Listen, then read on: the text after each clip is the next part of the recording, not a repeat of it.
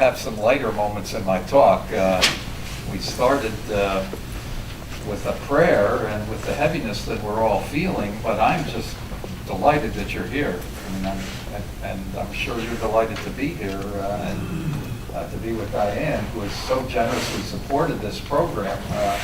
This is a little bit of an oasis for us in what's going on, and I hope that there'll be water and dates and the kinds of things you'd find in an oasis in the Middle East as part of my talk, and I think there's some food afterwards, so we shouldn't hesitate to express the joy we have in being in each other's presence. Can I speak up? Maybe I can certainly speak up. I can get closer to this mic. And now, if I'm somehow dropping, just wave at me from the back, all right? Is this good? Okay. So thank you to Diane. Thank you to I've been here before to this lecture. At least three of my most important teachers, including Joe Montville, have given this lecture before. Muhammad Abu-Nimer, who teaches here at the American University, and whom I think I met first at a fast sitting outside of the State Department at a small table, fasting related to one of the, I believe it was related to one of the Israeli incursions into Gaza in the last 10 or 15 years, and I'm not speaking loudly enough. No, she just turned you up. Oh, that's what it means. Okay. And of course, to Mark Gopin, who is a very outstanding teacher of mine, and who very clearly told me when I asked his advice last week that I should speak personally from my personal story, that's what's most powerful. And he, in particular, reminded me and my colleague and brother, Imam Yahya Hendi, that the very fact that we had worked together in an organization called Clergy Beyond Borders and traveled together in a small van and a bus around the country was itself significant, that the modeling that we engage in is at least as important as the words. But I still am reflecting upon my words in the last 36 hours. There were things that were sitting heavy on my heart that I wanted to express, and I wanted to express them in connection with the Bible stories that are part of the weekly portion that we've been reading in synagogues, and which they would have been reading in synagogue yesterday in Pittsburgh. These stories are the early pre-Judaic, pre-Israelite stories of the patriarch Abraham and his journey, his desire to move away from the land that he was raised in and to move to a new land, to come as an immigrant, as a stranger into a new country. And along the way, he was told that your actions should be a blessing to all of humankind.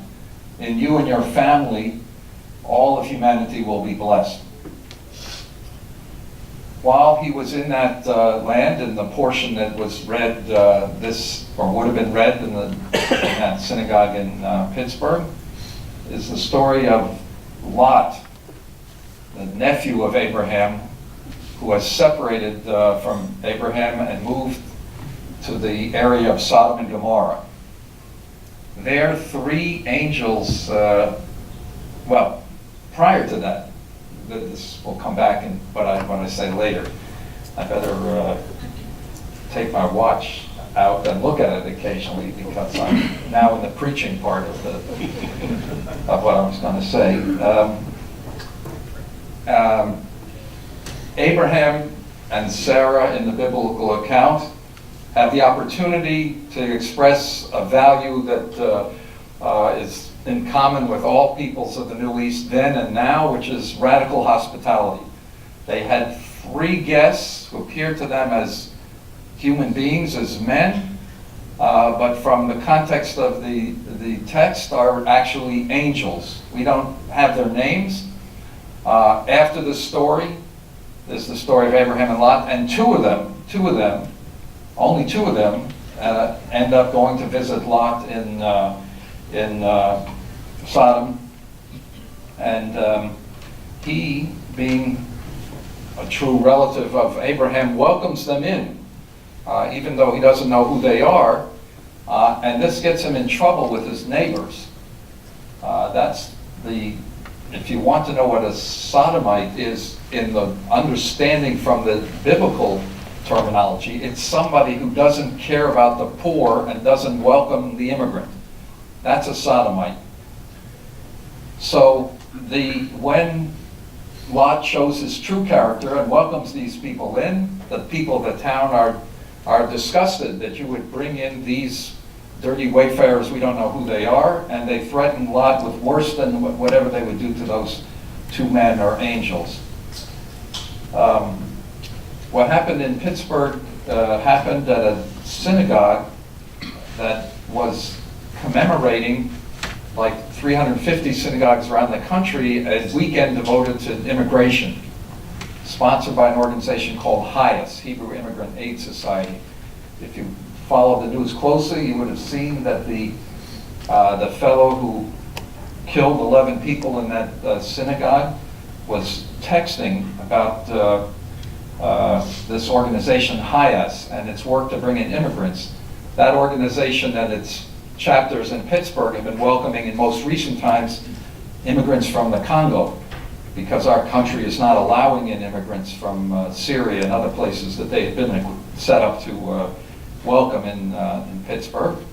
And just before he came in, the white supremacist, who I would call sodomite, tweeted that these dirty Jews were bringing dirty Muslims into the community. He said, HIAS likes to bring invaders in to kill our people. And that was the community that he attacked. And his target was what he intended to do. He wanted to attack dirty Jews bringing dirty Muslims, and I want to associate myself with those dirty Jews. I'm a dirty Jew who wants to bring in dirty Muslims, dirty Congolese, and anybody else who's forced to crawl in the dirt to survive. And I'm sure there are many people here who identify in a similar way. So just a little bit about me, because Mark Gobin urged me to say something. I grew up in the segregated South of the United States. Among the most formative experiences in my life growing up was my synagogue youth group going across the bay in Miami to an area that we call Liberty City. It's now called Overtown, to help register voters in the African American neighborhoods of Miami. That was, to me, an expression of my Jewish identity and Jewish values. I lived for 2 years as a graduate student in the city of Jerusalem between 1970 and 1972, trying to learn Hebrew and trying to learn Arabic as well. And it was there that I learned that what I needed to do with a good portion of my time from that point on, which is well more than 40 years, was trying to hold the Israeli Jewish people and the Palestinian Arab people together in my heart. And those of you who've heard me speak on that subject, which I won't address today whatsoever, know that I think that it is impossible to be pro-Israel without being pro-Palestine, or to be pro-Palestine without being pro-Israel. But my talk tonight, and here I need to express appreciation for Larry. Where did he go? He's running things, so Larry Gollman. Because we spoke together on a panel a couple years back, the 50th anniversary of Nostra Aetate, and I was speaking about my view, which I considered, I called it the multiple covenant perspective, and Larry said, you should write that up, you should write that up, and I'll tell you what term he used in a little bit. But I have to say that it never occurred to me growing up that a God was capable of revealing Torah and his divine instruction and ethics to one people would not be able to similarly inspire other individuals and whole peoples in different ways. To me, it's always been blasphemous to assert that there's only one way to worship the true God. Maybe it's because I was blessed with 3 siblings and loving parents, or maybe because I have 3 children, but I have believed in what I usually used to call multiple covenants, or more technically I guess should be called covenantal pluralism. That God can love more than one people, and the idea that God can only love one people is blasphemous. I have similarly been blessed to work in interfaith settings most of my career as a rabbi. I was a campus chaplain at George Washington University. I spent a good amount of time at the Cade Spiritual Life Center here at American University, where I was very close to the previous chaplain, Reverend Joseph Eldridge. And I've also been privileged to work professionally with 2 organizations, Clergy Beyond Borders. I was founder and president. Imam Yahya is here tonight, and the Interfaith Conference where I work now. And I've come to recognize that my understanding of what God wants for me is amplified and clarified and refined by an encounter with my sisters and brothers of other faiths. That I need my Muslim brothers, my Hindu sisters, my Christian brothers and sisters, for me to be the best Jew that I can be. So Larry said to me, that sounds like you are developing a theology of complementarity. And he said, I hope you will develop those ideas and write them up. So this is the next stage of that. It's still not written in the form that I would publish, but I'm sharing it with you for your input. That term had a nice sound to me, that our faith traditions were complements to each other, and that together they would make up one whole. All of them, yin and yang, but many more than 2. But our other partner in Clergy Beyond Borders, Reverend Steve Martin, warned me that this term is already being used in Christian evangelical circles, and it has a different meaning altogether. It means that God has ordained separate roles, but complementary roles for men and women. I'm not interested in that approach. So I think we need another name, Larry. You're going to have to help me. It's a theology of necessity, a theology of mutual love and inspiration, something that describes what I'm talking about, that I need my fellow religionists of all flavors. And I'll give you a little bit of an example later, or several examples, I hope, if I have time, of some specifics of what I've learned and valued from my encounters. But that's my basic thesis, that there's a spectrum that, and I would describe the spectrum as going from diversity to tolerance to pluralism to love and necessity. Rabbi Jonathan Sacks, a wonderful English rabbi, former chief rabbi of the British Empire, whatever they call that title, where they have such titles, wrote a wonderful book called Not in God's Name, about religious uses of violence, and another book called Dignity of Difference. But I would say that a religious person yearns for more than dignity for the other. Dignity of difference still sounds like tolerance of difference. And this does little to enhance our spirituality. Tolerance means that I will sit in the room with you. I may hate your guts, but I will tolerate your existence in my face. It's, if you remember, some of you look like you're as old as I am even, and remember Tom Lehrer's song, National Brotherhood Week. Where for 1 week you could tolerate people, and then 51 weeks a year, then that was something else. So we're looking for something that moves from tolerance to pluralism, to love, to necessity.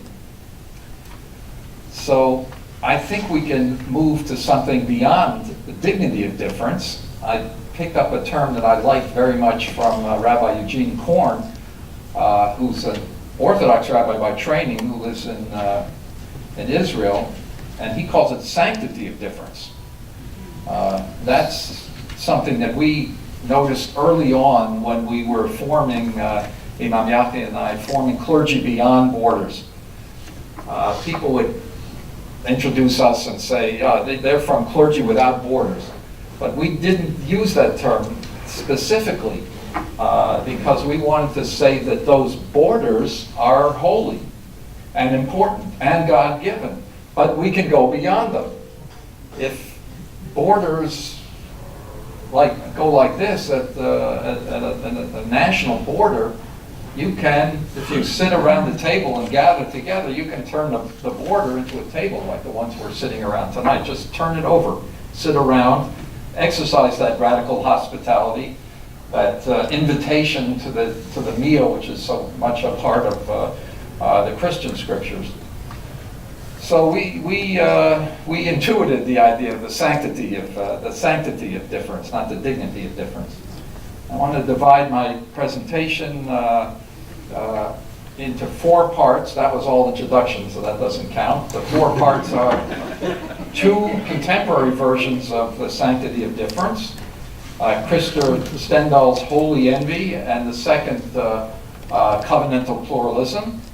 Then I'm going to analyze some texts that I think take the doctrine of the theology of necessity beyond this idea of covenantal pluralism. And my examples are mostly from the Jewish tradition, but those of you from other traditions can I hope, apply them or look for the text and the history that will be part of more closely resonant with your faith.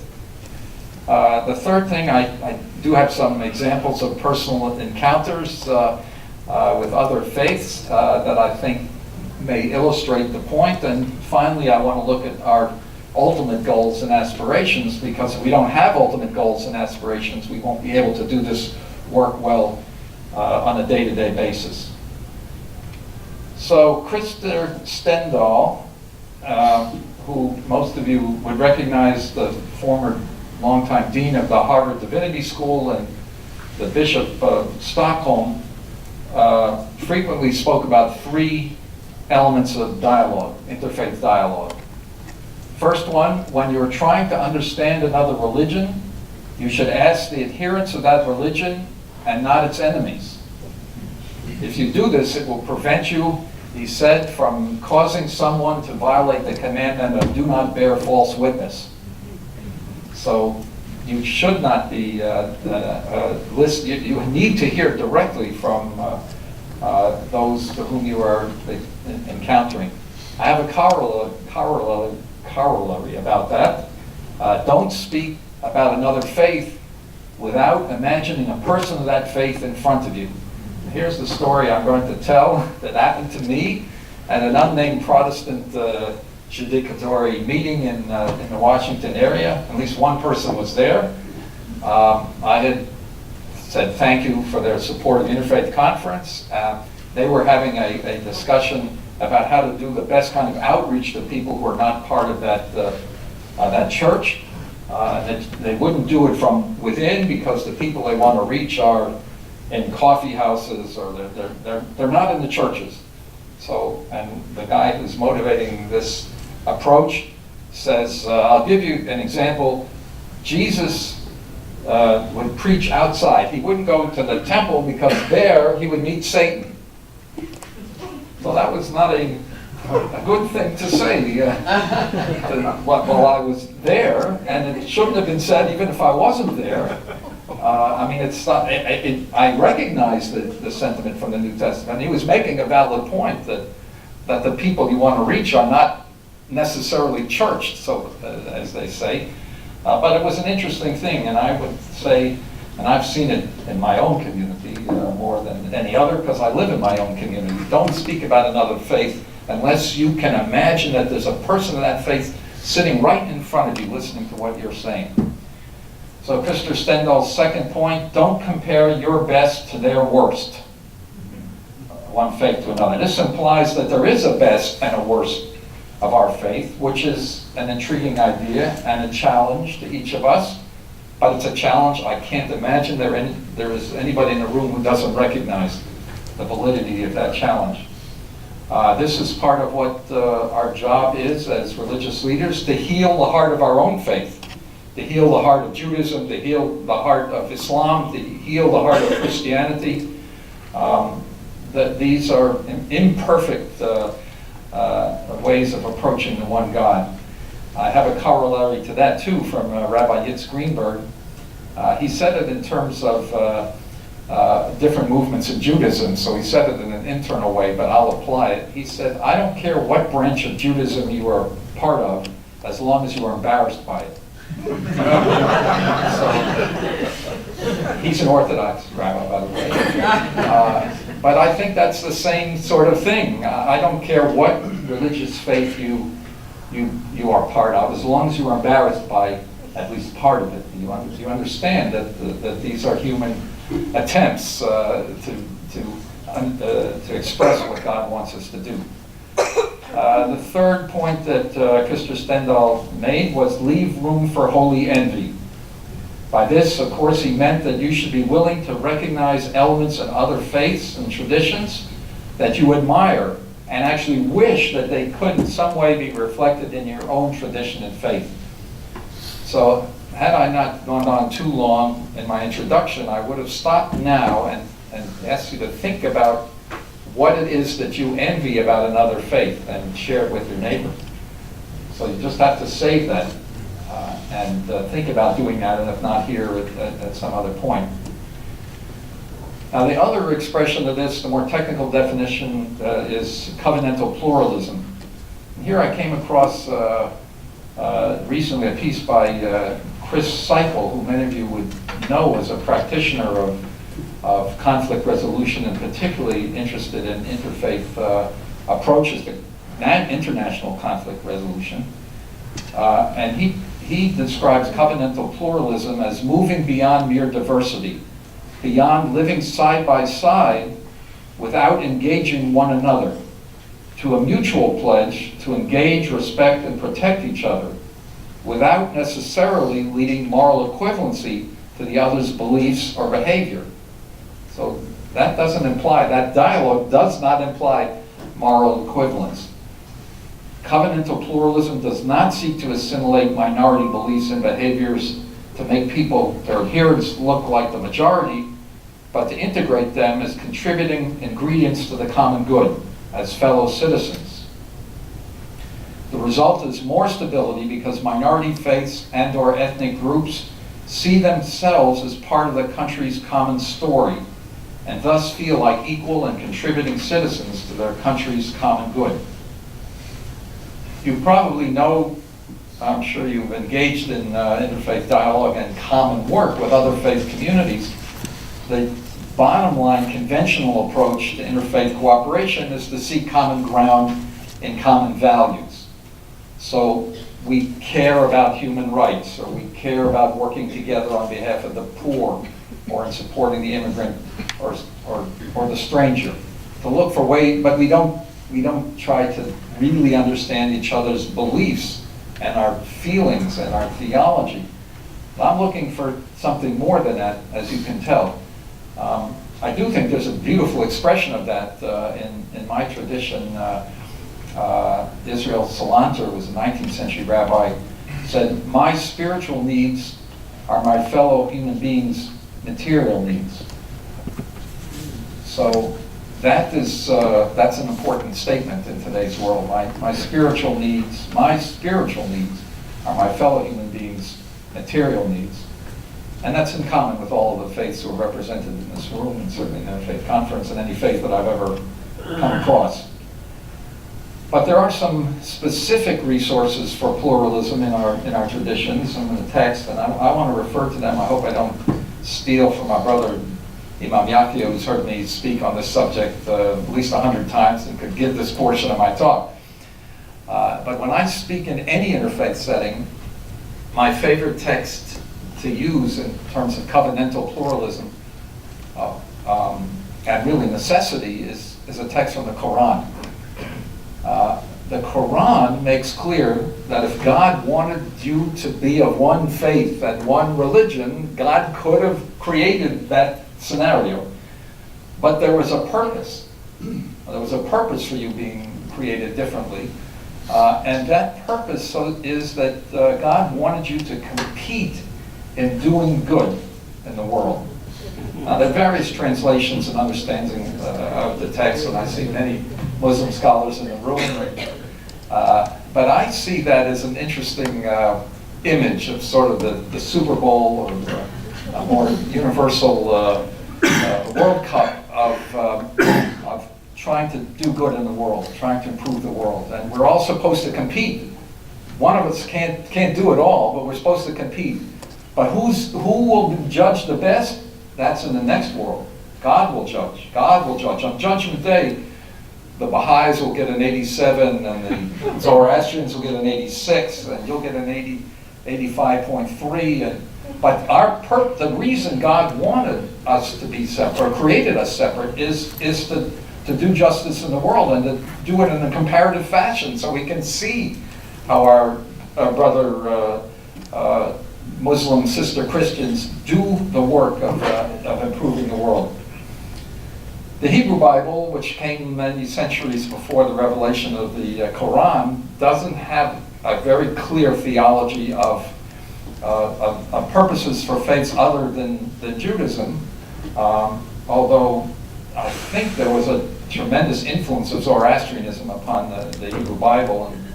But there are a couple of themes and one peculiar story in the Bible that hints at something similar indirectly. Of course, the pre-Hebrew, pre-Israelite, pre-Jewish history is where the Hebrew Bible starts, with Adam and Eve and the story of Noah and Naamah, who's the woman who's not named, but whose name we definitely know and should remember. And all the precursors to Abraham. But in one story, in one portion of just a couple weeks ago in the Hebrew Bible, begins with the story of Noah and Naamah, and ends with the story of the Tower of Babel. The story of Noah reminds us that we are all in one boat, that all of humanity is in one boat, and it was as true of that small collection of human beings and animals in the ark as it is today. Just the ark is bigger. The ark is the size of the globe, and maybe beyond, but that's the ark we know about, and we're all in one boat. That was our theme in Clergy Beyond Borders, one ark, one humanity. The Tower of Babel, which comes at the same Torah portion, is a very peculiar story. It appears the people are all of one language. They only have one language, which is very interesting. Esperanto, an early version of Esperanto. They all spoke the same language. They all had one project. They were going to build a tower that would reach up into heaven. So they could get there themselves by human energy. This sounds like a very good cooperative project. Everybody, one language. The text indicates that this wasn't God's intention. And it expresses it in terms of a punishment, that their speech was confused, and that's how we got many languages. This is otherwise we would all be speaking one language, and presumably we would be of one faith and one purpose. But I think hidden in that story is the idea that God wanted pluralism. The same text, it's just a hint of what's made explicit in the Quran, that God wants there to be many paths, and that we enrich each other by speaking different languages. It's not in the text itself, but the Hebrew commentary in the Midrash said that project was a hubristic, totalitarian project. The people were so focused on what they could accomplish as human beings that they were building and building, and if a brick fell off the scaffold, people would weep because, they're not going to finish their project. But if a person fell off and died, they would just build that person into the structure. So that's the kind of totalitarianism and one purpose project that the story hints is that isn't what God wants. Judaism asserts that there is one universal God, but no universal religion. The covenant with Abraham is reaffirmed in more detail at Sinai when the Jewish people accepted the Torah. It is correct discipline for the Jewish people, but not obligatory for the rest of humanity. Judaism does have a universal covenant. It's called the Noahide covenant. It's the covenant with all of humanity. It's alluded to in the text, but it's not specified. The Talmud says there's a covenant of 7 commands that are universal. The prohibitions against murder, theft, sexual wildness, excessive cruelty to animals, blasphemy, and idolatry, as well as a positive command to live in a society under a system of laws. Blasphemy means intolerance of religious teaching about the creator of the universe. Idolatry, according to the rabbis, meant any ideology that rejects the above-mentioned moral obligations, which are the foundations of a civil society. There's no specific requirement in the Noahide covenant to believe in God. The Noahide covenant is a moral covenant. No specific theology, no specific way to worship God. Maybe that's why God has so many names in the Hebrew Bible. Adonai, El, Elohim, Shaddai, to show that the label never really approaches and captures the essence. The Sinai covenant belongs to Jewish people alone, requires a specific mode of belief and worship. But this covenant, being particular, implies and has to imply the possibility of other particular covenants, so long as they are consistent with the basic Noahide moral obligations. The terms that the Bible uses for the Jewish people, God's treasured people, doesn't use the specific term chosen, is really a poetic metaphor that does not preclude similar relationships with God's other children. Those of you who have more than one children know that you can have such relationships. And there's another important text in the Quran that, with a parallel here and a parallel in other faiths I know, that the Quran says we're created from a single pair of humans. Why? Or for what purpose? The ta'arufu, so you'll come to know one another. Knowledge comes from human diversity. The Hebrew Bible actually has 2 creation stories and considers Adam, and if you follow the stories, Adam is a hermaphroditic single creation. We're all actually descended from one human being, not a couple. The one and only male in history who somehow reproduced, and by God dividing into 2 parts, male and female, but all of us having been created like Adam in the image of God, both male and female, implying that God is both male and female, and as are all of us in some portion or another. The Talmud says the same. Why one prototype? Why Adam? First, so that it would be clear that nobody is superior, no people and no individual is morally superior to any other. We all have the same parents.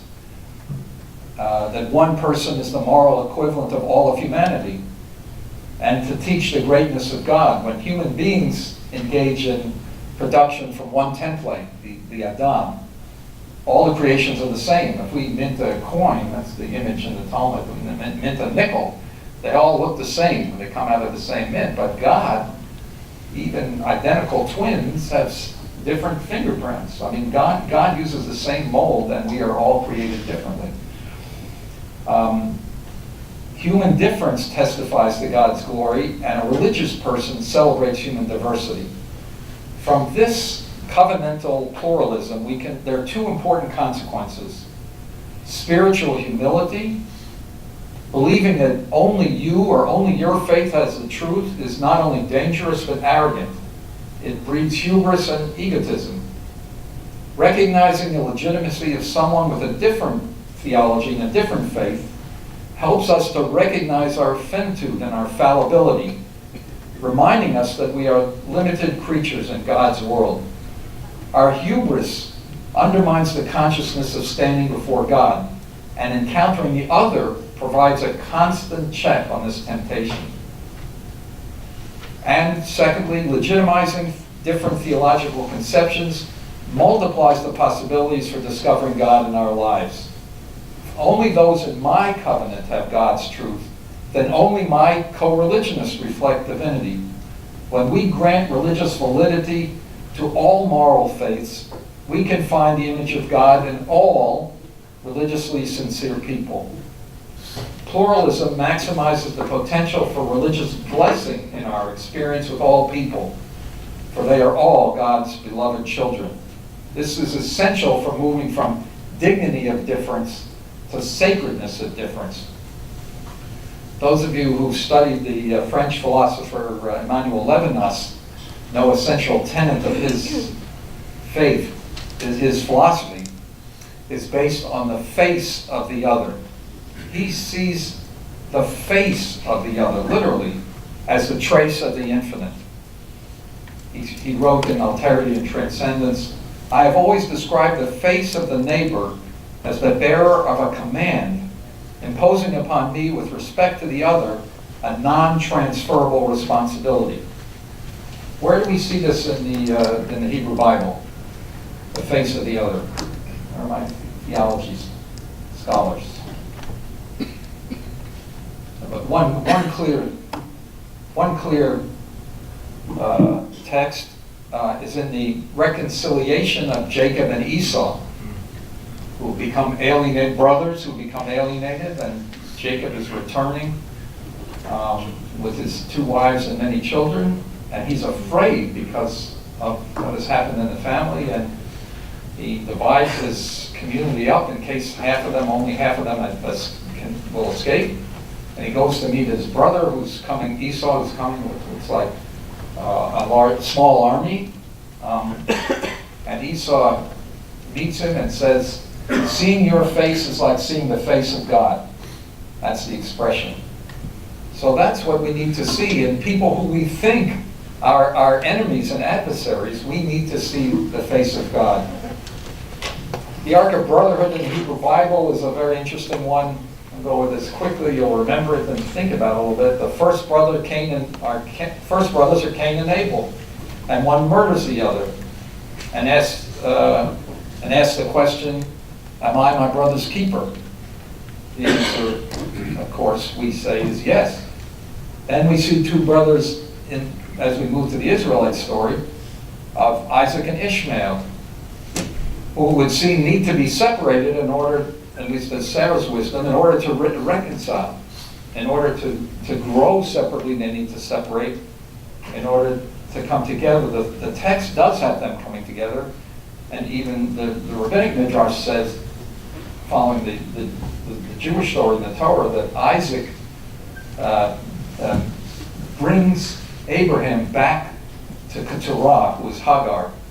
Isaac is the one who reconciles the division in the family, that they come together and they bury their common father, Ibrahim. That reunion is somehow hidden, but there's another reunion that's subtle, and here I'll complete the story that I started with the Sodomites. In the book of Genesis, chapter 37, Joseph, who was alienated from his brothers, is told by his father Jacob, "Re'eh et shalom achecha." Go see to the welfare of your brothers, the shalom of your brothers. And in the story, Joseph goes out and he comes upon a man, Hebrew Ish, wandering in the field. And the man says, "Ma tevakesh, what are you looking for?" And Joseph says, "Et achai anochi mevakesh." I am seeking my brothers. I am seeking my brothers. It takes a long time for this story to come together, but that's what we need to be. We need to be seeking our brothers and our sisters. Now, who's the man? He doesn't have a name. The Midrash says this was the 3rd angel. This was his purpose. This was his purpose. There were 3. If you remember, 3 that Abraham and Sarah greeted. 2 of them went to Sodom and Gomorrah. What happened to the 3rd?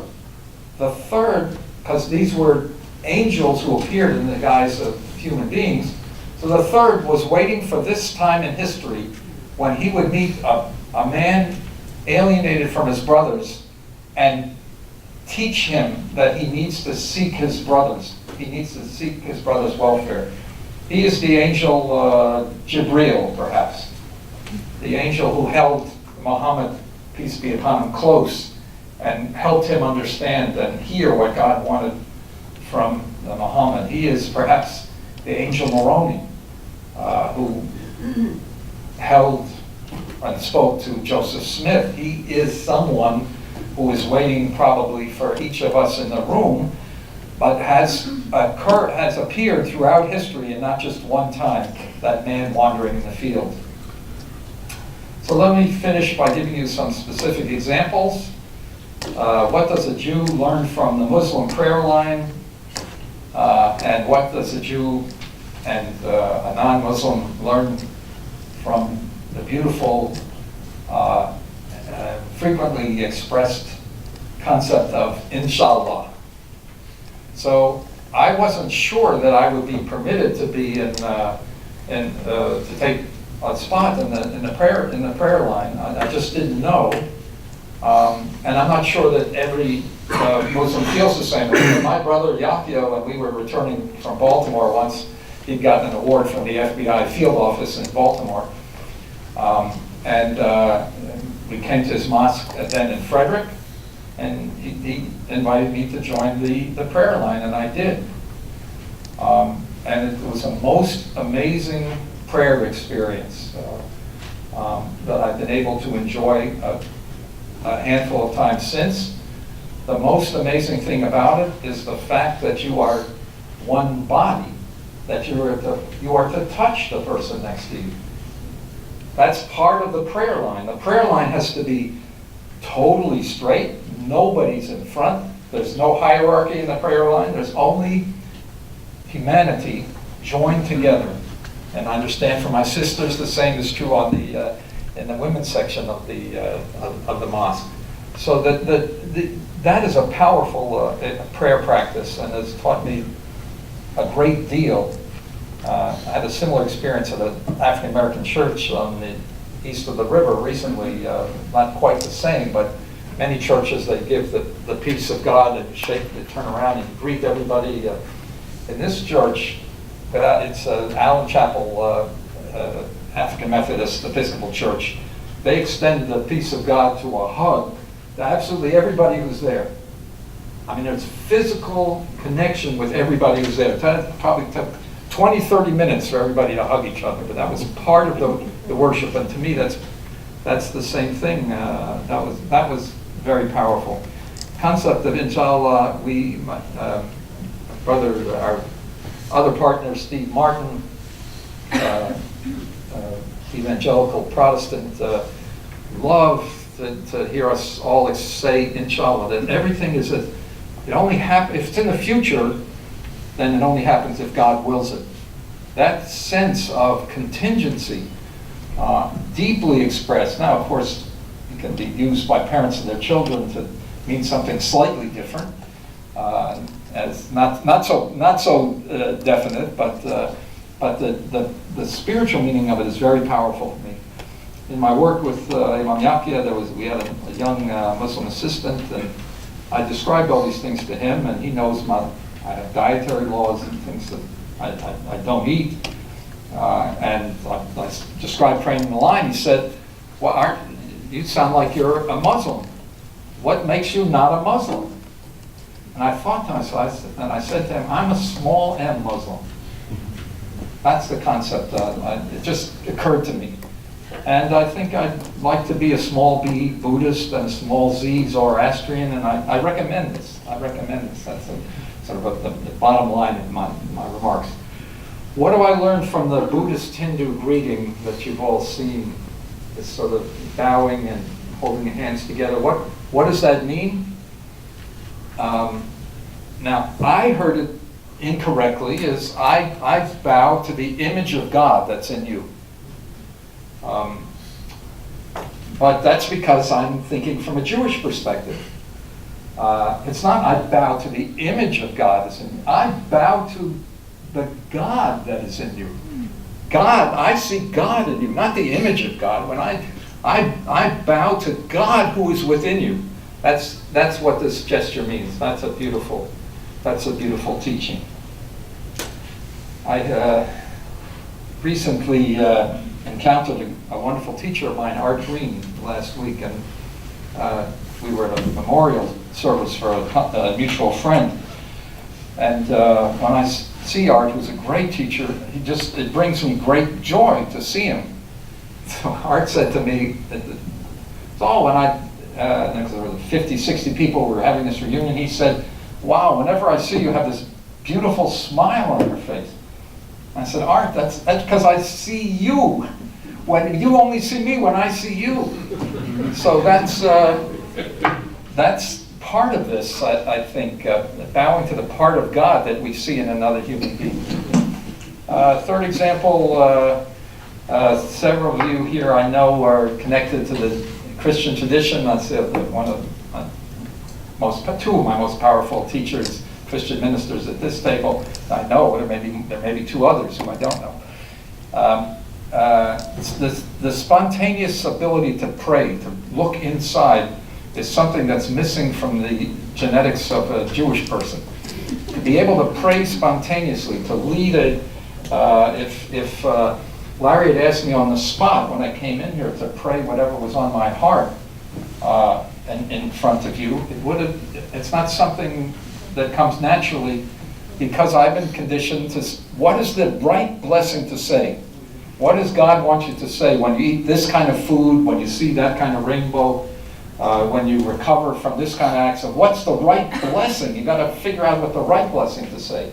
And I've learned this, I'm still learning, to trust in the Spirit. Trust in the Spirit, which is something I find very holy, and you can hear my holy envy coming out as I describe it.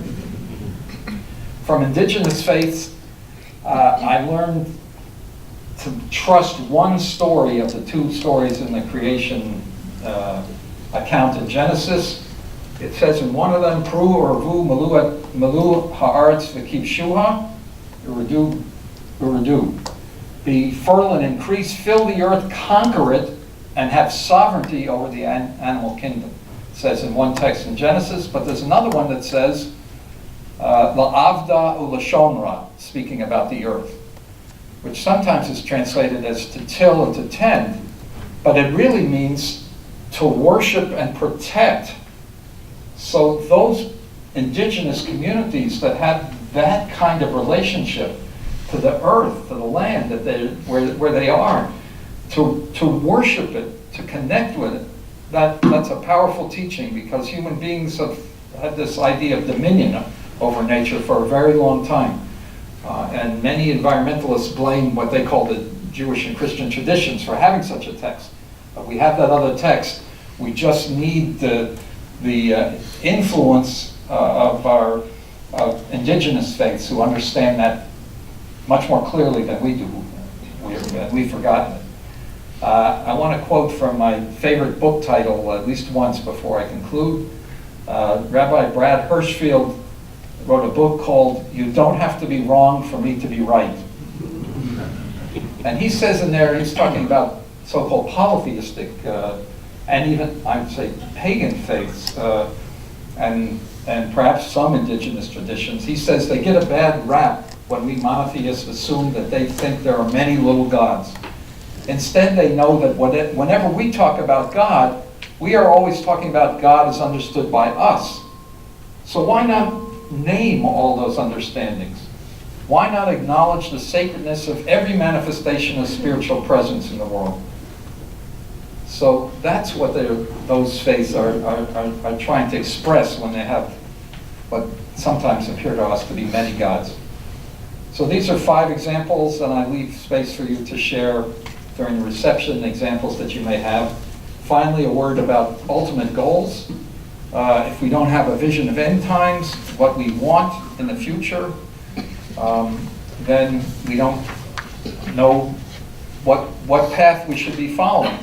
And this becomes, I think, more important to us as we age. The Hebrew Bible doesn't focus much on end times. There are 2 complementary prophetic visions. Jewish prophet Micah describes it beautifully. It shall be at the end of days that the mountain of the Lord shall be established on top of all the mountains and shall be exalted above the hills. And many people shall stream unto it. Many nations shall come and say, Come, let us go up to the mountain of the eternal and to the house of the God of Jacob. And God will teach us the way that we will walk in God's paths. They shall beat their swords into plowshares and their spears into pruning hooks. Nation shall not lift up sword against nation, nor shall they learn war any more. But all shall sit under their vine and their fig tree, and none shall make them afraid. For let all people walk, each in the name of their God, and we will walk in the name of our eternal God forever and ever. This is a dream of peace, of security, and blessing, and of the knowledge of God. But it is a vision of pluralistic harmony, which each people calls God by its own name, worships in its own way, relates to God with its own covenant, and understands God with its own particular religious insight. There is a universal God, but a multiplicity of peoples cherishing a multiplicity of religious truths, each bearing witness to the reality of God. And it's expressed similarly in a beautiful image of God's house in the prophet Isaiah. My house will be called a house of prayer for all peoples. So imagine this house. Brad Hirschfield calls it a mas churchagog, an expression of a deep longing we all share. And we should have also somewhere a boudoir and a Buddhist temple in the image there too. Isaiah's vision of a perfect world rests on the principle that perfect looks different to different people. It envisions unity without uniformity. God's house is a place where we will all be able to stand under one roof with our differences on display. Can you imagine this prayer house? That's what we should be doing. It's not a Tower of Babel, a testimony to hubris and materialism. It's a house of prayer, and we won't build it unless we can imagine it. Thank you very much.